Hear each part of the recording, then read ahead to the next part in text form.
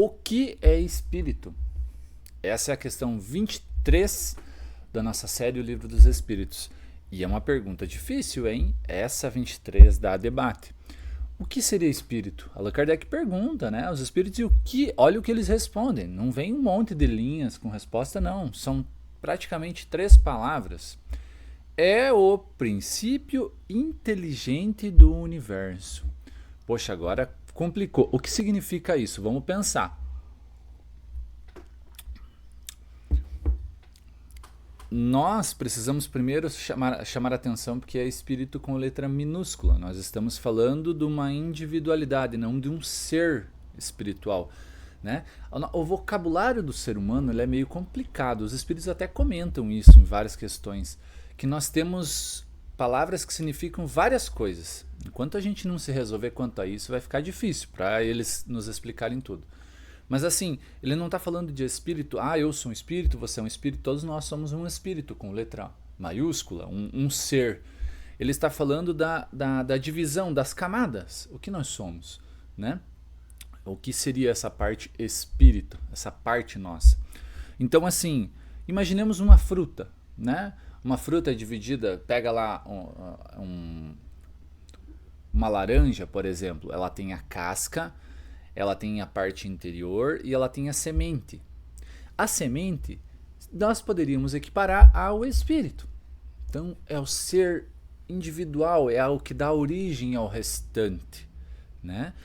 A gente acha que a gente é isso daqui, que a gente é só o nosso corpo físico. Mas se todos nós pararmos para fazer uma reflexão, todos nós vamos deixar isso na Terra, né, quando desencarnarmos. Então nós vamos continuar vivos falando, né, no mundo espiritual, falando nessa questão. Então, o que seria esse termo espírito? Então é a nossa essência, né? É o nosso ser, é o nosso âmago, é a centelha divina que tem dentro de nós. Quando as pessoas falam que viram espíritos, na verdade, ela não está vendo o espírito, a essência, ela está vendo o corpo espiritual. Né? Tem pessoas que falam que viram, né? Que tem médiums clarividentes, eles estão vendo o corpo eletromagnético, que é uma cópia do nosso corpo carnal, com pequenas diferenças. Mas é da mesma maneira, tem os órgãos, tem a pele, tem do mesmo jeito, só que nós não enxergamos por uma questão de incapacidade dos nossos 5 sentidos. No futuro, a gente, com o desenvolvimento da glândula pineal, a gente vai conseguir. Mas enfim, então a gente não consegue enxergar a essência do espírito, o nosso ser, a nossa essência, é isso que ele está querendo dizer. Mesmo que nós desencarnemos, nós vamos continuar vendo as pessoas desencarnadas ou encarnadas, nós vamos estar vendo ou, né, o corpo espiritual ou o corpo carnal, ainda não é a essência. Conforme nós vamos evoluindo nas encarnações, daqui a algumas milhares de encarnações, a gente vai poder ver os seres bem mais evoluídos, os seres que habitam as esferas mais superiores da Terra, ou então, quem nos dera um dia, com certeza nós veremos a Jesus, o governador do planeta Terra, nosso irmão mais velho, digamos assim, nosso espírito guia. Ele já é uma essência espiritual, um ser espiritual, que tem o seu corpo espiritual também, que é muito mais evoluído que o nosso. Né? É um ser perfeito, que alcançou todos os seus objetivos.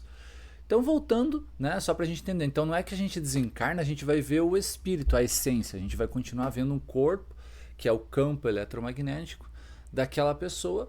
E quanto mais a gente evolui, mais a gente vê os espíritos evoluídos. Então, por isso que acontece, né, a gente vê no filme Nosso Lar, que o André Luiz não via quem estava tentando ajudar ele. Porque ele estava encrostado, ele estava quase que carnal, né? Estava com aquela matéria densa ainda sobre ele, literalmente tapando os seus sentidos, né? Conforme ele vai querendo melhorar, se modificar, ele vai quebrando essa camada de miasmas, essa energia, e ele vai conseguindo perceber o mundo espiritual à sua volta.